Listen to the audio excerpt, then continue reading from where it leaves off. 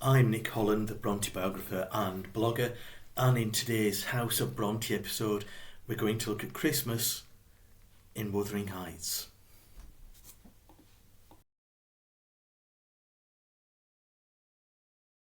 It's December 3rd, it's Advent, Christmas is drawing ever closer, the queues are growing at supermarkets and shopping centres across the kingdom. I know a good few Bronte biographies to recommend if you're looking for a Christmas present, but throughout this month I'll be doing House of Bronte videos about Christmas in the Brontes' lives and in the Brontes' writing. I love Christmas. I think the Bronte sisters loved Christmas as well. It was very different in the early to mid 19th century, the celebrations of Christmas to how we celebrate today. But it was still about fun, you know, it was a time for families to get together. It was a time for singing, even if it was hymns and brass bands, as we'll see.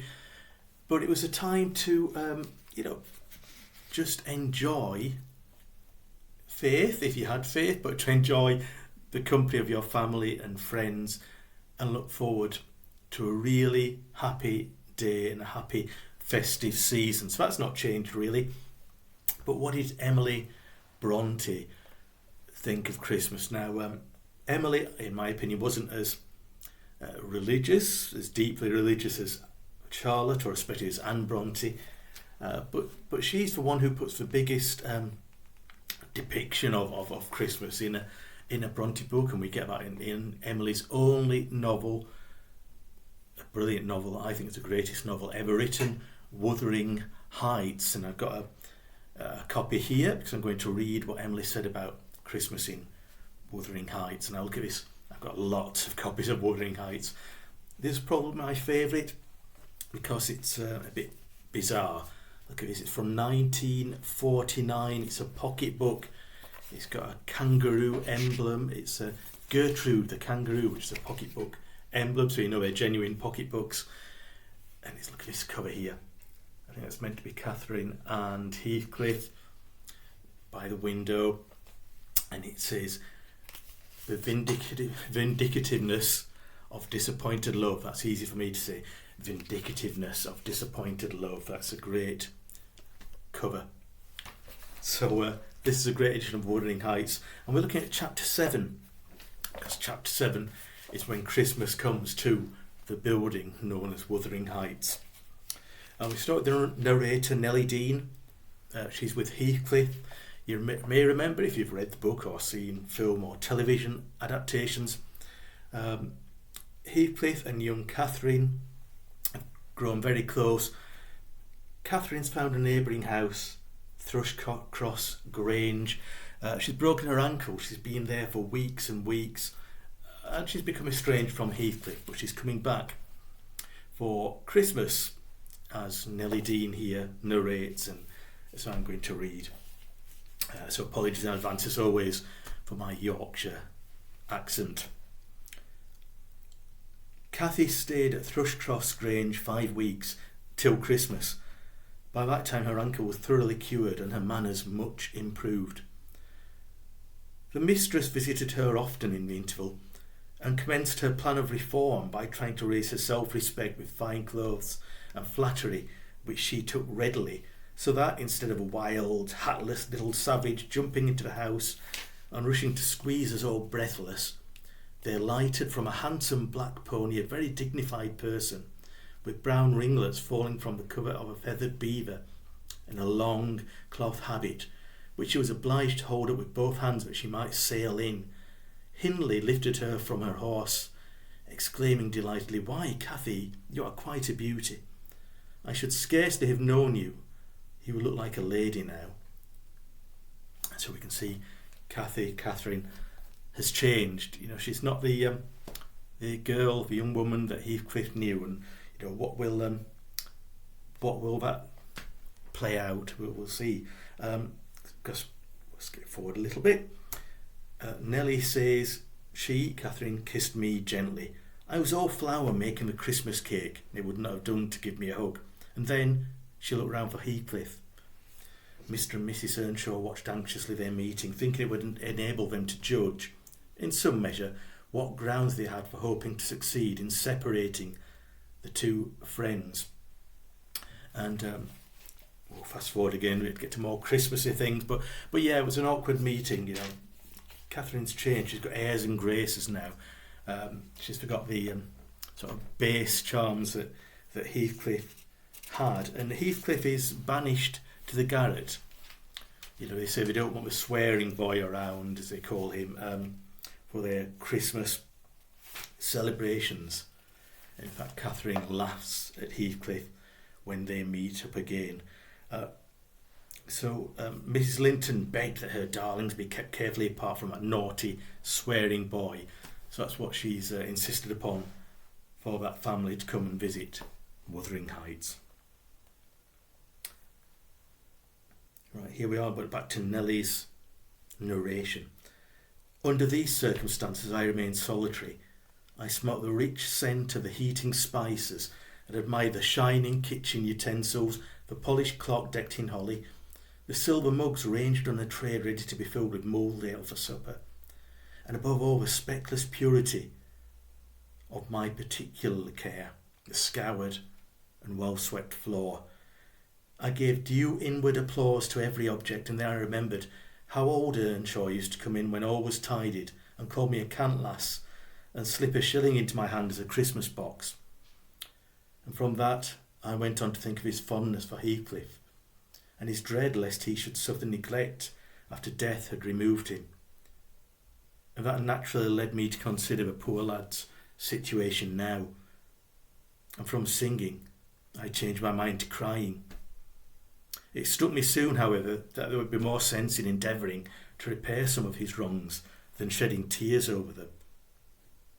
I got up and walked into the court to seek him. It was not far. I found him smoothing the glossy coat of the new pony in the stable and feeding the other beasts, according to custom. "Make haste, Heathcliff," I said. "The kitchen is so comfortable and Joseph is upstairs. Make haste and let me dress you smart before Miss Cathy comes out. Then you can sit together, with the whole hearth to yourselves, and have a long chatter till bedtime." He proceeded with his task and never turned his head towards me. "Come, are you coming?" I continued. "There's a little cake for each of you, nearly enough, and you'll need half an hour's donning." So Nelly's saying you need half an hour to smarten yourself up. I waited 5 minutes, but getting no answer left him. Katherine supped with her brother and sister-in-law. Joseph and I joined in an unsociable meal, seasoned with reproofs on one side and sauciness on the other. His cake and cheese remained on the table all night for the fairies. They didn't leave cakes out for Santa, left cakes out for the fairies. That's a common theme in Wuthering Heights. He managed to continue work till 9 o'clock and then marched dumb and dour to his chamber. And now we're going on to Christmas celebrations in itself, but fasting and reflection seemed to have brought him to a better spirit, Heathcliff. He hung about me for a while, and having screwed up his courage, exclaimed abruptly, "Nelly, make me decent, I'm going to be good." "High time, Heathcliff," I said. "You have grieved Katherine. She's sorry she ever came home, I dare say. It looks as if you envied her, because she's more thought of than you." The notion of envying Katherine was incomprehensible to him, but the notion of grieving her he understood clearly enough. "Did she say she was grieved?" he inquired, looking very serious. "She cried when I told her you were off again this morning." "Well, I cried last night," he returned, "and I had more reason to cry than she." So what you see, there's some pride at work. That's another common theme with Heathcliff. It grows and grows. So back to Nelly. "Yes, you have the reason of going to bed with a proud heart and an empty stomach," said I. "Proud people breed sad sorrows for themselves. But if you be ashamed of your touchiness, you must ask pardon mine when she comes in. You must go up and offer to kiss her and say, you know best what to say, only do it heartily, and not as if you thought her converted into a stranger by her grand dress. And now, though I have dinner to get ready, I'll steal time to arrange you so that Edgar Linton shall look quite a doll beside you, and that he does. You are younger, and yet I'll be bound you are taller, and twice as broad across the shoulders. You could knock him down in a twinkling. Don't you feel that you could?" Heathcliff's face brightened a moment. Then it was overcast afresh, and he sighed, "But Nelly, if I knocked him down 20 times, that wouldn't make him less handsome or me more so. I wish I had light hair and a fair skin, and was dressed and behaved as well, and had a chance of being as rich as he will ever be." So you can see Heathcliff's wishing he had money, and one day, further in book, he will have money and tables will be turned, that's for sure. So I chatted on, as Nelly said, and Heathcliff gradually lost his frown and began to look quite pleasant, when all at once our conversation was interrupted by a rumbling sound moving up the road and entering the court. He ran to the window and I to the door just in time to behold the two Lintons descend from a family carriage, smothered in cloaks and furs, and the Earnshaws dismount from their horses. They often rode to church in winter. Katherine took a hand of each of the children and brought them into the house and set them before the fire, which quickly put colour into their white faces. I urged my companion to hasten now and show his amiable humour. Annie willingly obeyed, but ill luck would have it that, as he opened the door leading into the kitchen on one side, Hindley opened it on the other. They met, and the master, irritated at seeing him clean and cheerful, or perhaps eager to keep his promise to Mrs. Linton, shoved him back with a sudden thrust, and angrily bade Joseph keep the fellow out of the room, send him into the garret till dinner is over. He'll be cramming his fingers in the tarts and stealing the fruit, if left alone with them a minute. Nay, sir, I could not help answering. He'll touch nothing, not he, and I suppose he must have his share of the dainties as well as we. He shall have his share of my hand if I catch him downstairs till dark, cried Hindley. Begone, you vagabond, what? Are you attempting a coxcomb, are you? Wait till I get hold of those elegant locks, see if I won't pull them a bit longer. They are long enough already, observed Master Linton, peeping from the doorway. I wonder they don't make his head ache, it's like a colt's mane over his eyes.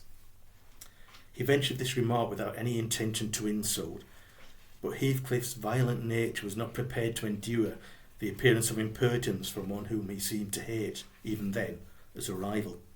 He seized a tureen of hot apple sauce, the first thing that came under his grip, and dashed it full against the speaker's face and neck, who instantly commenced a lament that brought Isabella and Katherine hurrying to the place. Mr. Earnshaw snatched up the culprit directly and conveyed him to his chamber.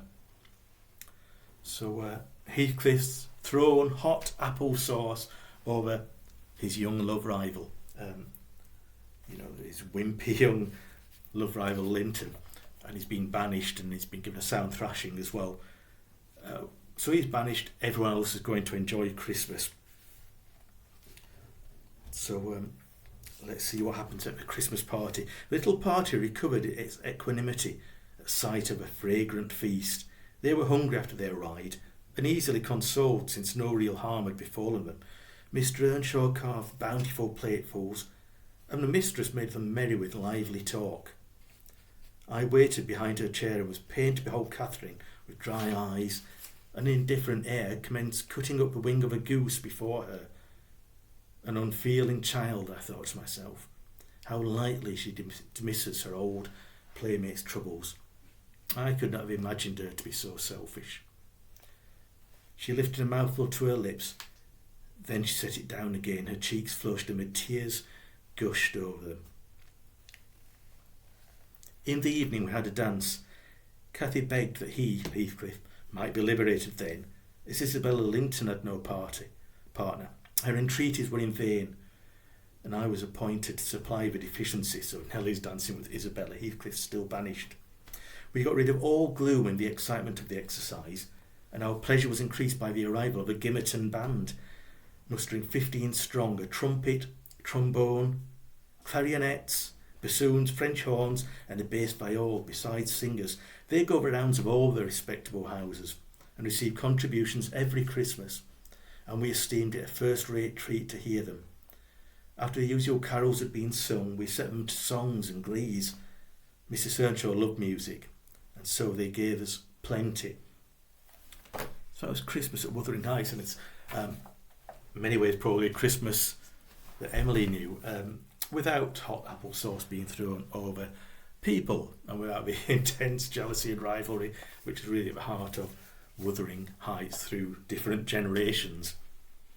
But brass bands used to be respectable houses, and of course there's no more respectable house in Haworth than the Parsonage house where the Bronte family lived.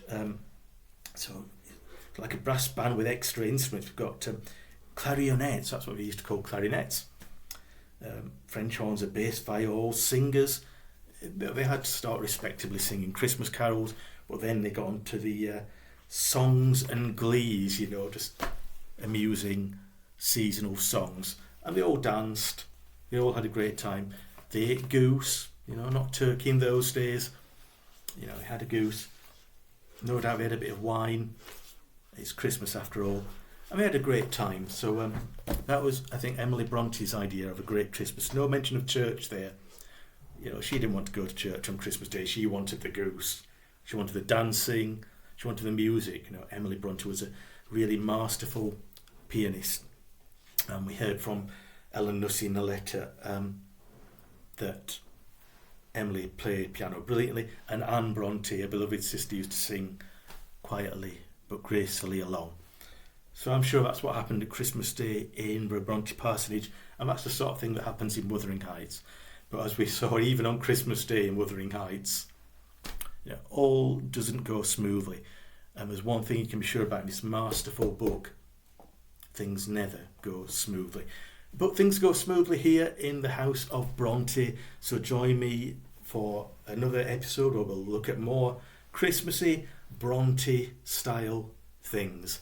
So if you liked it, just press like, subscribe, tell people about it, spread the word. And, if it's Christmas, or if you're watching in the middle of summer somewhere and you're still watching this, the sun's beating down, you can still press like, you can still subscribe, you can still follow the House of Bronte.